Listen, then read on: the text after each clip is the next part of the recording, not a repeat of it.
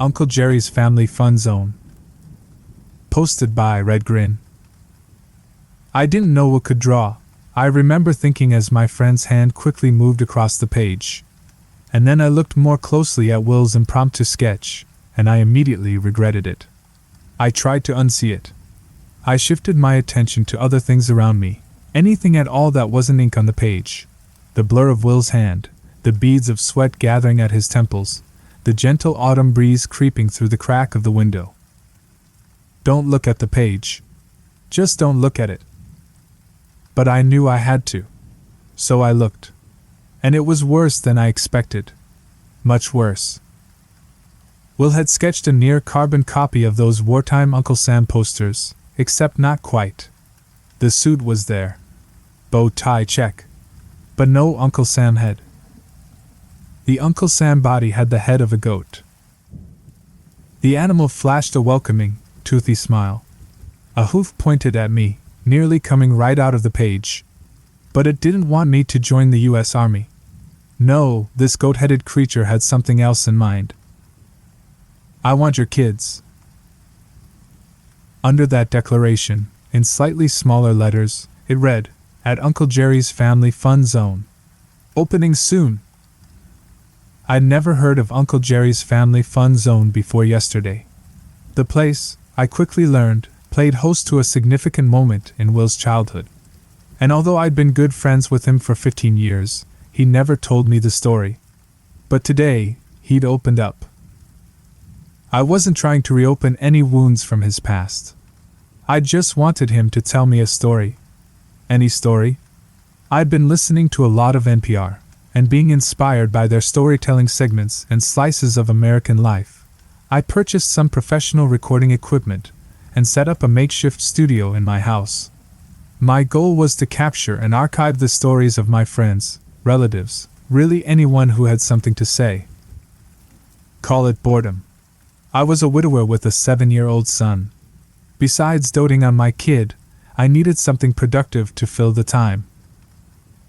My recording area was cozy, just a couple microphones, a small table, a few chairs. I'd sit a few feet from my interview subjects. The intimacy would induce real honesty and emotion. That was the plan, and it worked a little too well.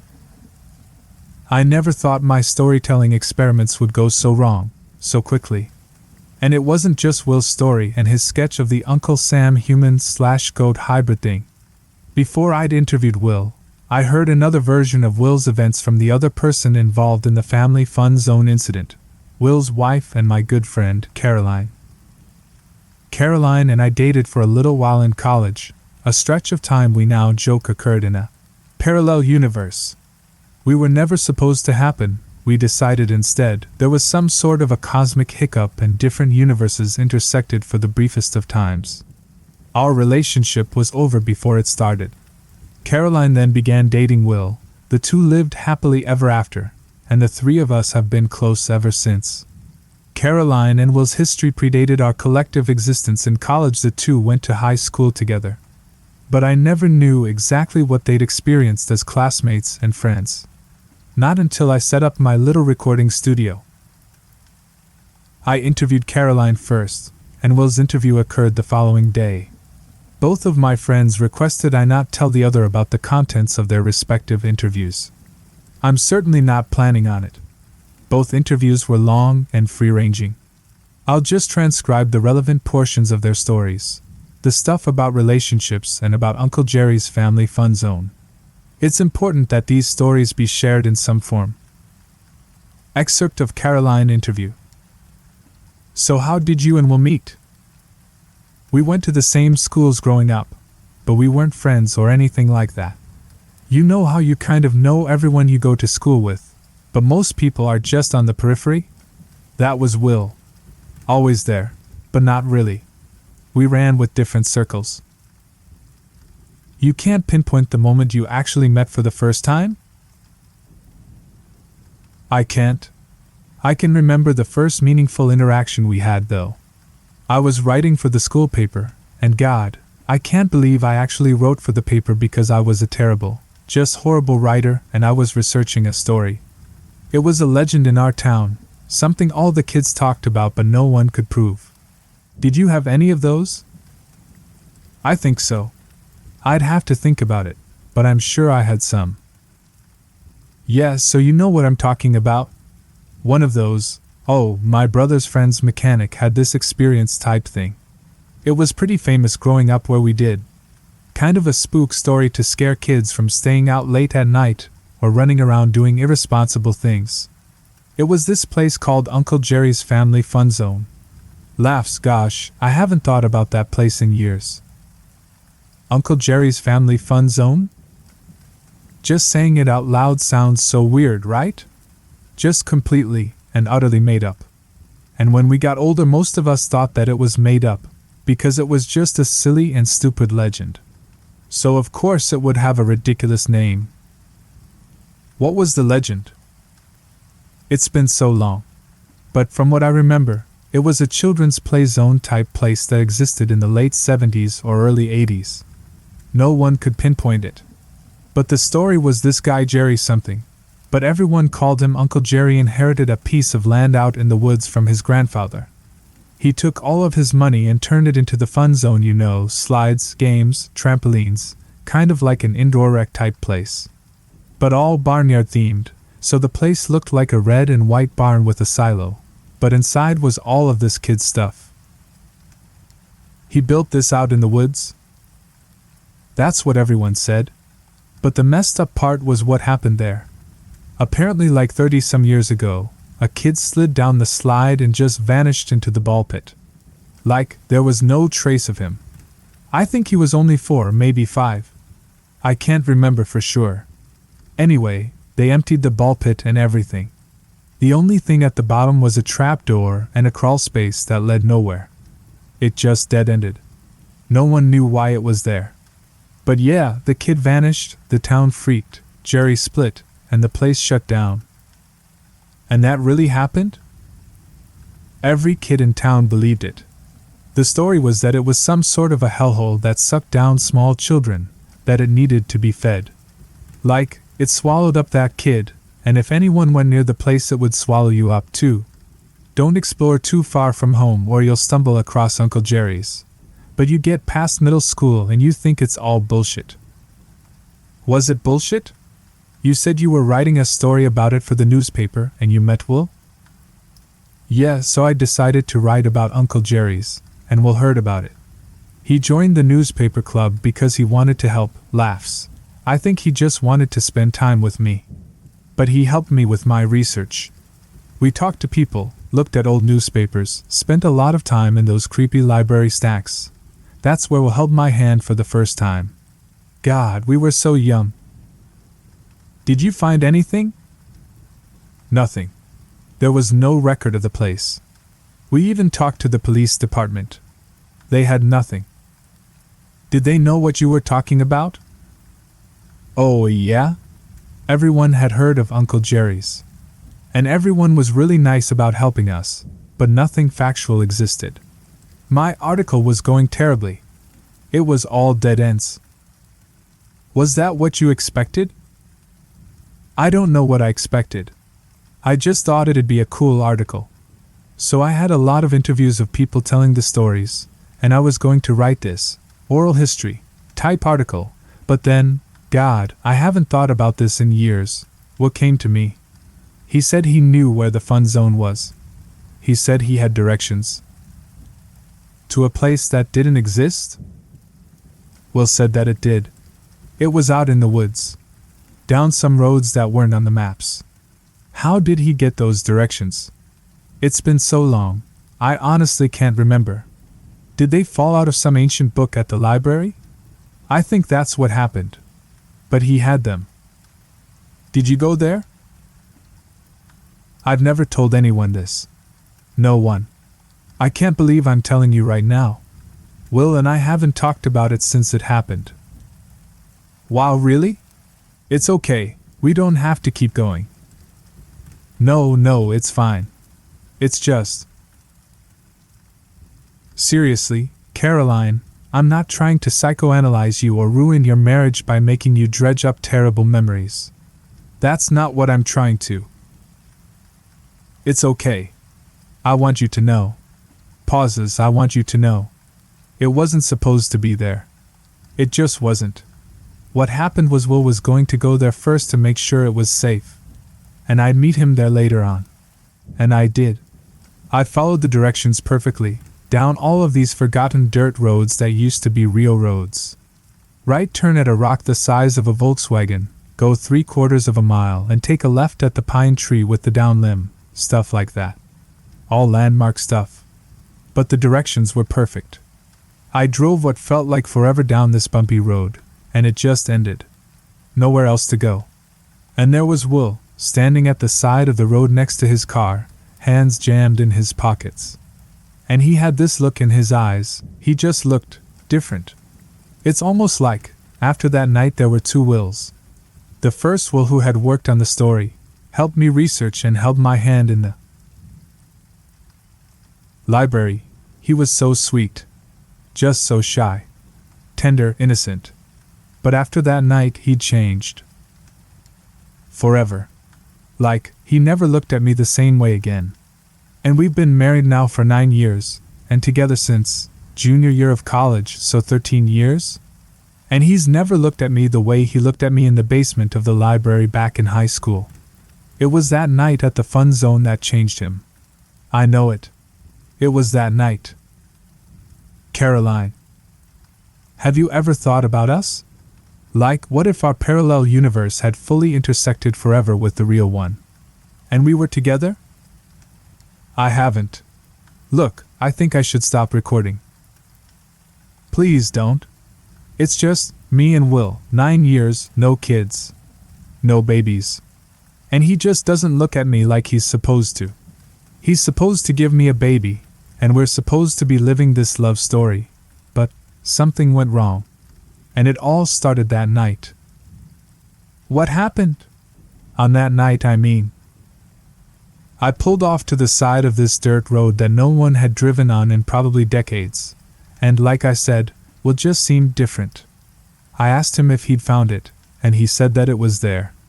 Uncle Jerry's family fun zone was there. Will grabbed 2 flashlights from his car, and we followed a path through some brush. Then it kind of emerged before us, nestled in the trees. The barn, the silo, everything. It was so strange. It was almost like it materialized, if that makes sense. It was dark, so yeah? I know what you mean. And there was this picket fence around the place, and each board was painted either yellow, green, or light purple. And it held up better than it should have. The paint should have completely peeled off, or maybe the whole thing should have fallen down, but it was in good shape. Did you go inside? I mean, we came all that way, right? The main entrance was this huge, wooden double door. Probably 15 feet high, and above it was the sign, Uncle Jerry's Family Fun Zone, with this picture of a cartoon farmer with a piece of straw hanging from his mouth. And the sign had been vandalized. Someone had spray-painted X's over the farmer's eyes, and nearly every letter had been scribbled out. Everything except for fun, but the F was turned into an R and an exclamation point was added. So it just read, "Run!" So we weren't the first people that had been there. And I remember thinking, I don't know if this makes me feel better or worse. Who went in first? Will did. He pushed open the door, and it creaked the whole time. I was nervous someone would hear it, but we were out in the middle of nowhere, you know? So that was kind of dumb. Will raised his flashlight and jumped backwards into me. We were staring at this giant goat statue made out of fiberglass. Had to have been 7 feet tall. It was standing on its hind legs with its other front legs reaching out, like it was hugging something invisible. I guess it was a photo op. You know, stand inside it, take your picture? And they were everywhere. What was everywhere? Fiberglass farm animals. Goats, sheep, cows, pigs all standing on 2 legs, all of their front legs extended. They were scattered around the whole place, almost like soldiers keeping watch. Most of them were covered with some black soot substance. I ran my hand across one of the sheep. The soot was probably a 1/2 inch thick. I still remember it trickling through my fingers, It was wet, and almost gooey. I honestly don't know what it was. What else was inside? Slides. They were everywhere. Slides, jungle gyms, swinging bridges, a basketball court. We crept around for I don't know how long, just not believing it was real. And it was just so dark and utterly silent. We got turned around so many times. It was like we were going deeper and deeper, and I know this doesn't make sense, but it felt like we walked longer than we should have. Like the place was bigger on the inside than it looked on the outside. At one point, I remember looking back at Will and saying, "It's like a maze in here." And right at that moment we almost ran into a sign that said, "Uncle Jerry's Amazing Cornstalk Maze." We were right at the entrance to a maze, but it wasn't made out of corn. The walls were wooden with cornstalks painted on them, and there was no way we were going in there. Not a chance. Did you find the ball pit? We did. It was at the bottom of the tallest and widest slide in the whole place. Right in the center of the barn. And the pit was just massive. Had to have been 40 feet wide, and maybe 6 feet deep. But it was empty, no plastic balls. Just a giant, barren pit, and there was a ladder going down into it. And from where we were standing, we saw the hatch. Will looked at me, and he just kind of shrugged, and he said, "This is why we are here, right?" We climbed down, and as we walked towards the hatch our feet echoed, but it was a different kind of echo. Like it died quickly, too quickly. Almost like something was sucking away the noise. I can't believe you guys did this. I guess it was adrenaline. Our flashlights were directly on the hatch, and it had one of those round, steel rings. No lock. We stared at it for a while without saying anything. Almost like we were expecting it to start pulsating or to pop open. But we wanted to know what was inside. Had to know. So we decided to do it together. We grabbed the steel ring with both hands and pulled it up. I thought I'd be greeted by the bones of that dead kid, but there was only the smell that rushed us. It was very cold and crisp, and with a tiny whiff of sulfur. Will hopped right in, and I reluctantly followed. The stories were all true. It was a crawl space to nowhere. We crouched down and crawled about 20 feet, and the tunnel just ended. Nothing but a smooth, steel wall. We ran our hands across it. Maybe we'd find a secret handle or trigger a button or something, but there was nothing. And then we heard the noises from above. Holy God! Something had jumped into the pit, because the first thing we heard was this single, reverberating thud. It was unmistakable. And then the footsteps directly above us, walking towards the hatch. We killed our flashlights and pressed our backs into the steel. Will put his arm around me and covered my mouth, and I did the same to him. My legs started trembling and bouncing on the floor, and Will grabbed it, steadying it. We listened as the footsteps got closer to the hatch, and then they just stopped. And I wanted to look down the tunnel, I did. But I didn't want whatever was there to see the whites of my eyes. Because I was terrified it would give me away. But I felt its presence across the tunnel. I knew it was there. I felt it leaning down and staring at us. I'm sure about that. I even heard it breathing softly. Did he say anything? No. It just watched us for a while. And I never opened my eyes. And the next thing I remember is the hatch slamming shut and both Will and I jumping and hitting our heads on the crawl space ceiling. We stayed there silent for, it had to be an hour. We eventually worked up the courage to crawl to the other end in pitch black, and I was praying, just praying that this thing or person or whatever wasn't inside this crawl space with us. We were too scared to even turn on our flashlights. Every inch we crawled I thought, this is it, I'm going to reach out and feel something warm and snarling. But we made it to the end, and we slowly raised the hatch. Thank God it hadn't locked us inside. We climbed out and we ran, just ran. I don't even remember my legs moving beneath me. I remember it being, I was in the crawl space, now I'm outside, now I'm at the car. Just like that, we were safe.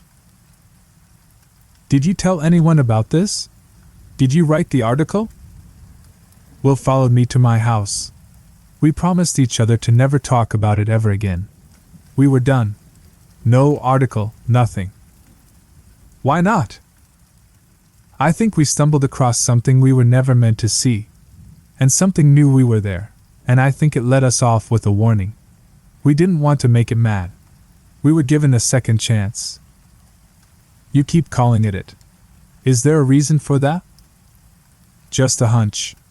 Just the sounds it made when it walked, the vibe it gave off. It didn't feel human.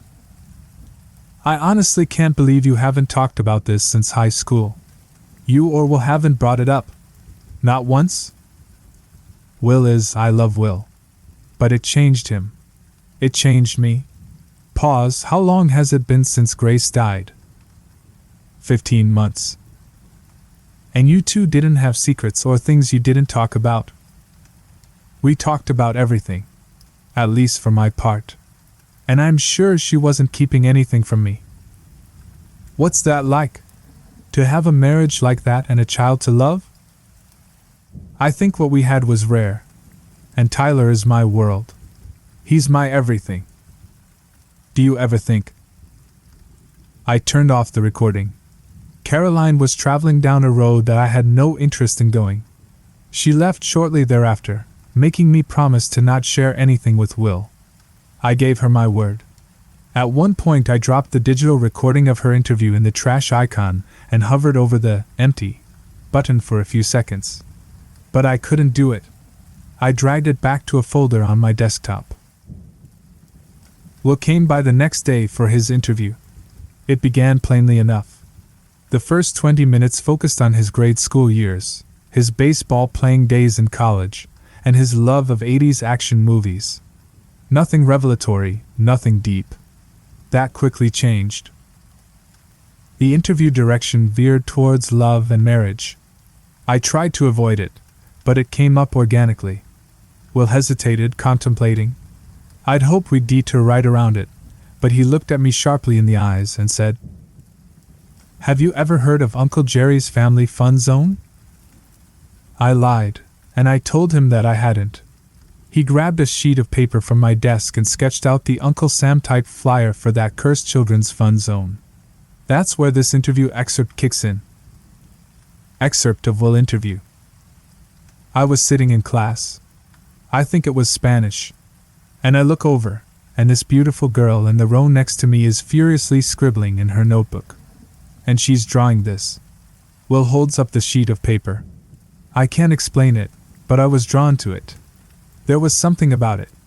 So I stopped her after class, and I asked her, "What's Uncle Jerry's Family Fun Zone?" Because I'd never heard of the damn place. Was it a place in town? That's the thing. It apparently was some kids' play area type place in the 1970s, and some little kid drowned in a ball pit, if that makes sense. Caroline told me the whole story, saying it was the most famous legend in our town, and she was writing a newspaper story about it. But I'd never heard of it. I asked all of my friends, my parents, teachers, and I always got the same response, "What are you talking about?" And that made me more curious. Is this beautiful girl putting me on? Or does she have a wild imagination? Because according to Caroline, this legend was as famous as Bigfoot or the Loch Ness Monster or whatever. Are you sure you weren't asking the right people? Google it. You'll find absolutely zero about Uncle Jerry's Family Fun Zone. And if a legend is that famous, wouldn't it have some presence on the internet nowadays? Anything at all?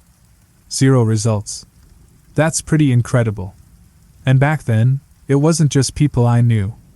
I joined the newspaper club, mainly out of this incredible fascination to find out more about this girl and why she was obsessed with this legend that didn't exist. And we interviewed dozens of people for the story, historians, cops, librarians. We got a lot of strange looks. No one had ever heard of Uncle Jerry's, which only made me more curious. Did you guys get together? I know you started dating in college. I didn't know you had a history. Not really. I mean, almost. Caroline had this pull on me that was hard to explain.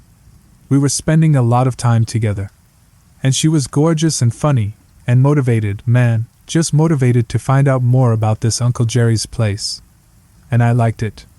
Even when I thought she was maybe a little crazy, I liked it.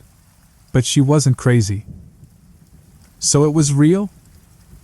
Here's the thing. We had no clues or leads, and I was just hoping she'd give up. You know, drop the whole thing and we can start dating and doing normal teenage things or whatever.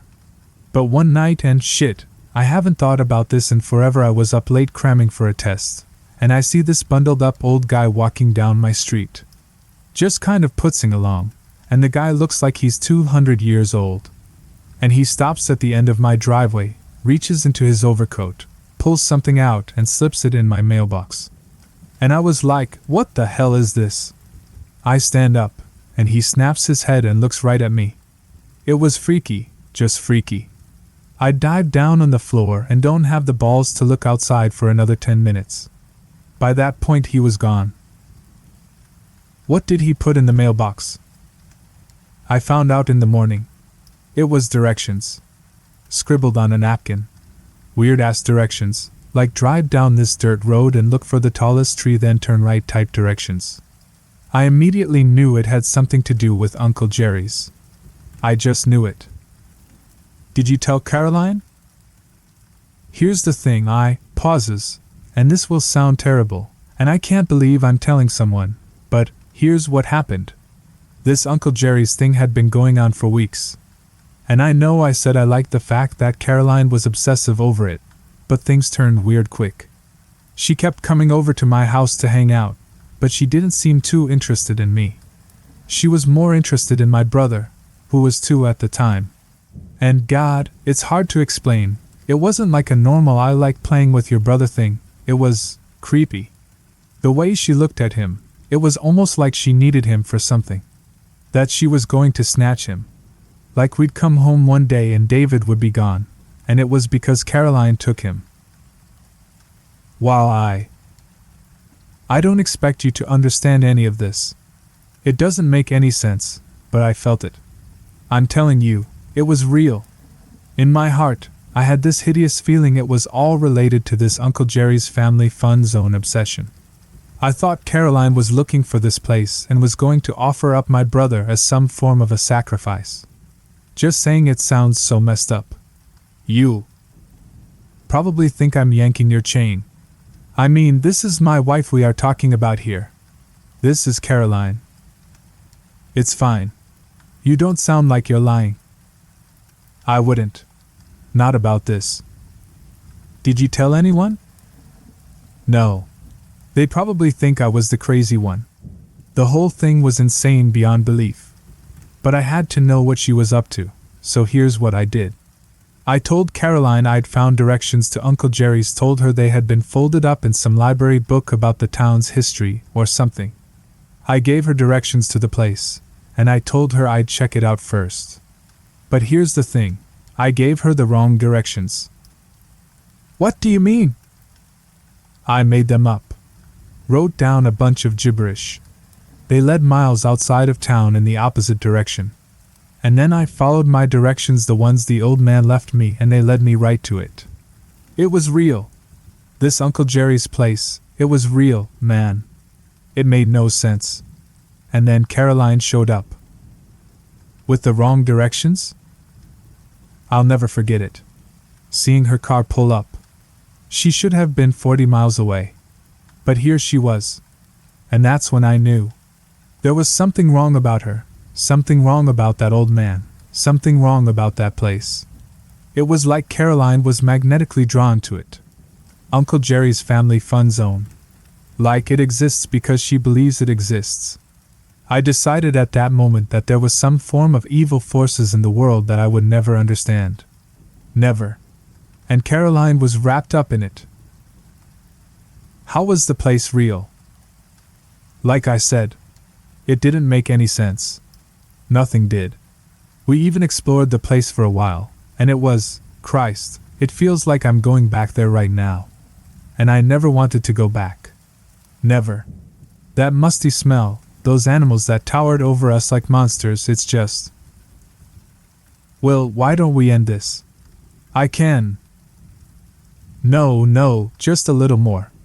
There's some things that you should know. I'd never seen Caroline so excited. Still haven't. I swear she was bouncing around that place. Wanted to explore every inch. She even pulled me into some horrifying corn maze I thought we'd never get out of. And then we found it. We found the place where that kid had disappeared. Caroline pulled open this hatch in this enormous, empty ball pit, and we wiggled through this crawl space that dead-ended, and then we heard something. Someone else was inside the barn. We heard its footsteps above us, and it was stomping around. I thought maybe it was the old man, because who else would know we were here? Was it the old man? It wasn't. No way. We were huddled up at the end of the crawl space, and my legs were shaking so bad I thought they would spring free from my body.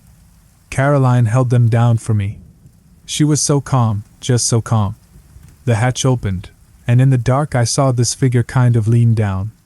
It definitely wasn't the old man. It was too skinny. It couldn't have been a person. It just couldn't. So we stared at it from across this crawl space, and at one point I turned to look at Caroline, and she was watching this thing with this little grin on her face.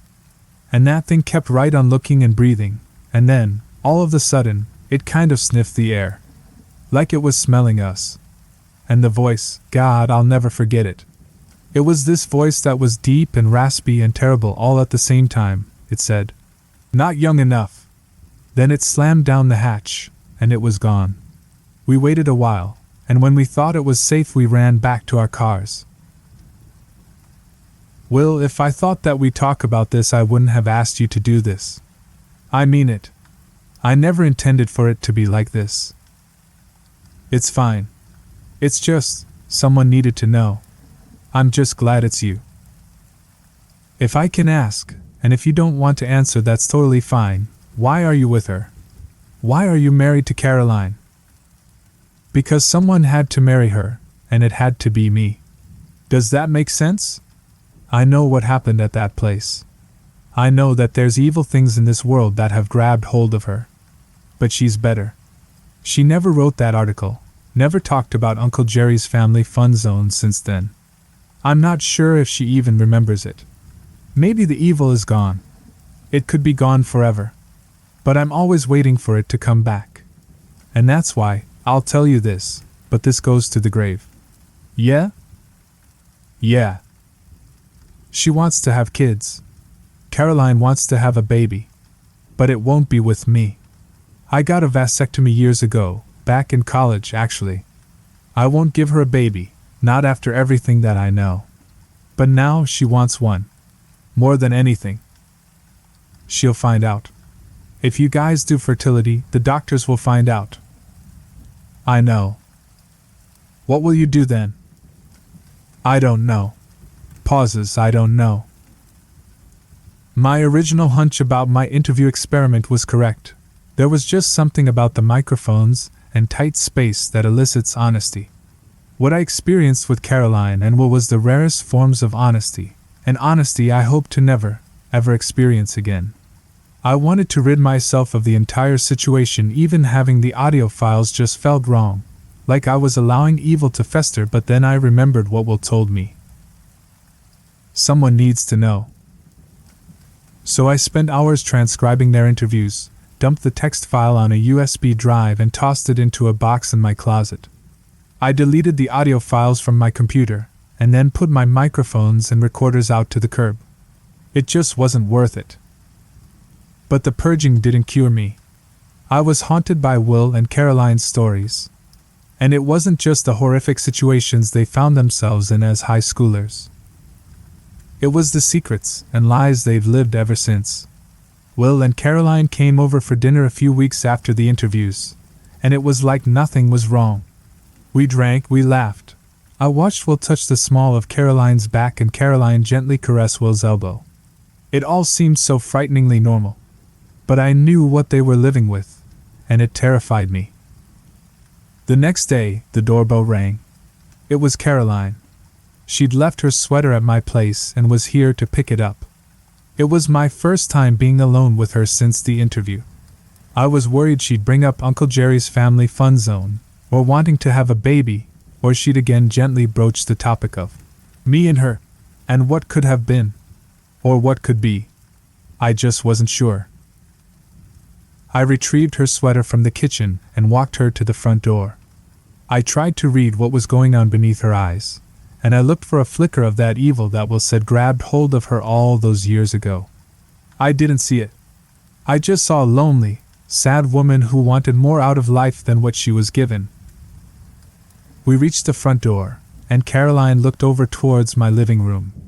Tyler lay nestled into the cushions, lost inside the pages of a fantasy book. Caroline smiled longingly at my boy, and said to no one in particular, "Not young enough."